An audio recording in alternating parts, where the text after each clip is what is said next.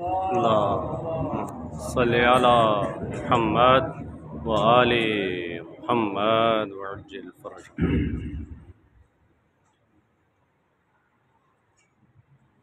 أعوذ بالله من الشيطان الرجيم. بسم الله الرحمن الرحيم وبه نستعين. مؤمنین کومه میاشت عظیمه میاشت روانه ده، دې سره د هر کس خپل ذمه داري دي. د عالم خپله ذمه داري دی، د ذاکر خپله ذمه داري دی، د شاعر خپله ذمه داري دی، د سامع خپله ذمه داري دی. خو که هر کس خپله ذمه داري وپېژني نو بېشکه معاشره کې تبدیلي راتلی شي. ځکه دی هم څه راشو چې کېږدو قدم خاص په نقش پا د حسین. راشو چې کېږدو قدم خاص په نقش پا د حسین. امت مرض لره تو خپل طرز شفا د حسین.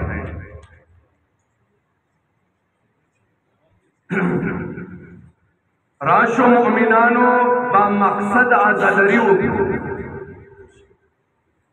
راشو مؤمنانو با مقصد عزاداری وکړو. راشو زمانه حسین دیدار ته تیاری وکړو. خپل کو حسینیت لا یزیدیت بیزاری وکړو.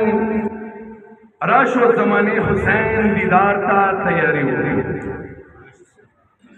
او راشو چې په میشن د حسین واړه یو ځان شو.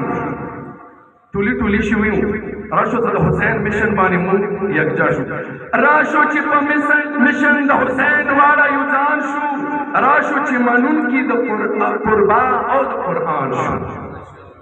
او پاتو وخت یزید ته د حسین تابعداري وکړو. راشو زمانه حسین دیدار ته تیاری وکړو. شاعر خطیب ذاکر ځان ته نظر شاه د سفیر وکړ. شاعر خطیب ذاکر ځان ته نظر شاه د سفیر وکړ. او ژبې لاندې ما ساته د حق بیان تشهیر وکړ.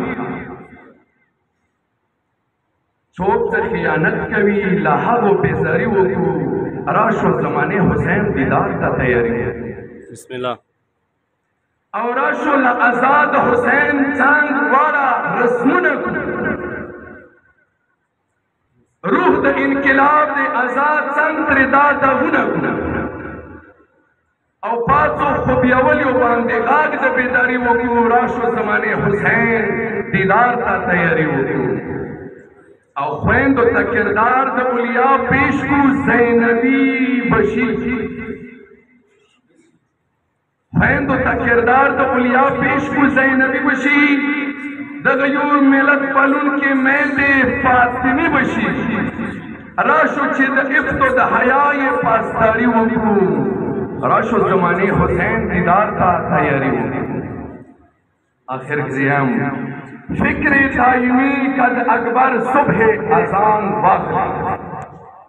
مولا جوانان اکثریت فقط د لسم صبح اذان ته انتظار وي. هغه لسم صبح ولا منځ ته انتظار وي. نوره سبا د ورنه پاتې وي، لمونځ د ورنه پاتې وي. فقط ازاداري صرف د یا حسین نامان نه دی، بلکې با مقصد ازاداري پکار دی. ځکه د یم فکر دائمی قد اکبر صبح اذان واخلی.